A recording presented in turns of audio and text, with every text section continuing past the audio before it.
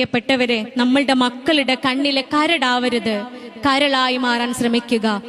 90% ഭാര്യ ഭർത്താക്കന്മാരുടെ ഇടയിലെ പ്രശ്നങ്ങൾക്ക് കാരണം ഈ ഉമ്മമാരാണ് എന്ന് പറയാതെ വയ്യ. എന്റെ അനുഭവം അങ്ങനെയാണ്, ക്ലിനിക്കിലെ അനുഭവങ്ങൾ അങ്ങനെയാണ്. ഒരിക്കല് സ്ഥിരമായി കൗൺസിലിങ്ങിന് വരിയിരുന്ന ഒരു ഭാര്യയും ഭർത്താവും സ്ഥിരമായിട്ട് വരുമായിരുന്നു. സത്യം പറഞ്ഞാൽ എനിക്ക് തന്നെ അതൊരു അരോചകമായി മാറിയിട്ടുണ്ടായിരുന്നു. ഇവരെ കണ്ടു ഇവരെ പ്രശ്നങ്ങൾ കേട്ട് മടുത്തിരുന്നു. കുറച്ച് കാലം ഇവര് വന്നില്ല.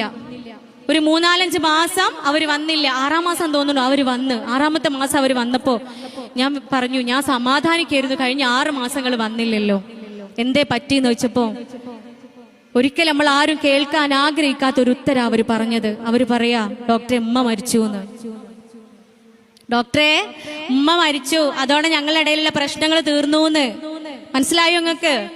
ഒരു വേള പെറ്റ് പോറ്റിയ മക്കള് അറിയാതെങ്കിലും അവരുടെ മനസ്സിന്റെ ഉള്ളിൽ പഠിച്ചു